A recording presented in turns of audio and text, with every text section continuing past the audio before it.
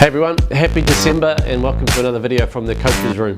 I think it was about this time last year I recorded a very similar video, but this year I want to add an extra exercise to it. So this time of year is usually incredibly busy.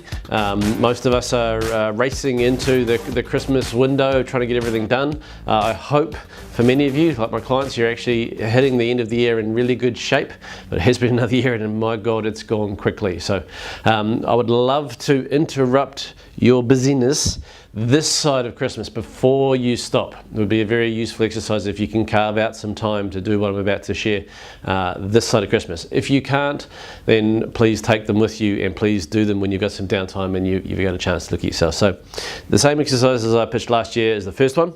Incredibly valuable, incredibly important, especially for us driver types who usually just look at the next problem, the next problem, the next problem, and it's an exercise in reflection. Stop and look at what you've actually done over the last 12 months. Yes, it's been another 12 months and it's gone very, very quickly. And most of us have been so busy, we haven't taken the time to stop and to look back and to actually acknowledge ourselves for everything we have done, for all the effort we have put in, and for everything we have actually achieved. So that's the exercise, is to find a half an hour, a whole half hour where you can take yourself away or lock yourself away, where you're not going to get interrupted, and take a blank document and spend some time actually looking back at what you've achieved over the last 12 months.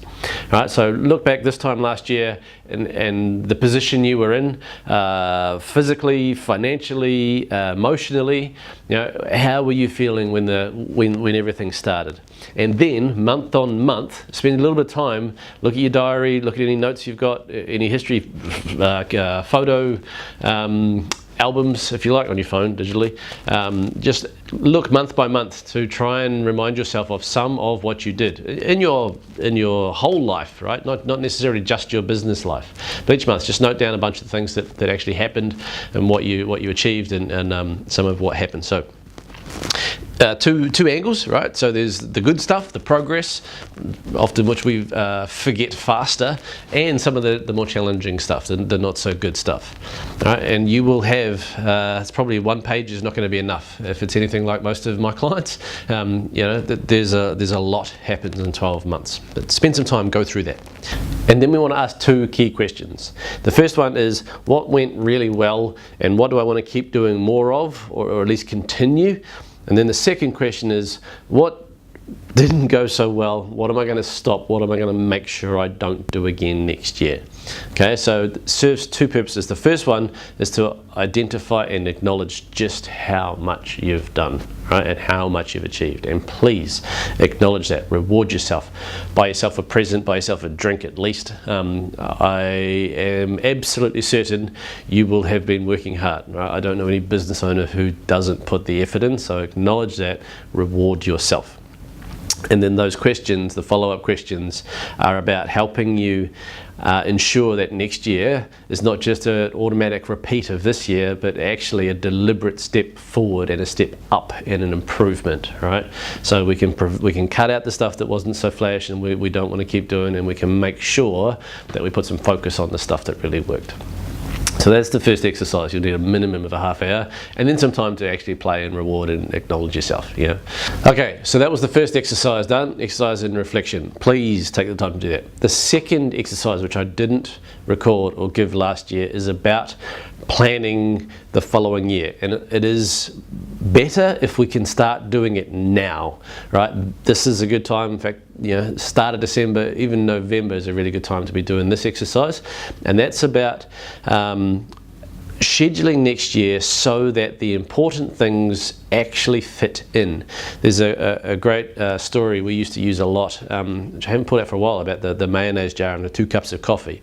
I'll give you that article. I'll put a link somewhere so you can find it. If not, you know, Google it, have a look for it. But the premise is if you put the big things in first into the jar, then you've got space for the small things. And at the end of it, there's always room for liquid, you know, a cup of coffee with some friends. So what I want to make sure with the planning exercise is we actually start planning those rocks.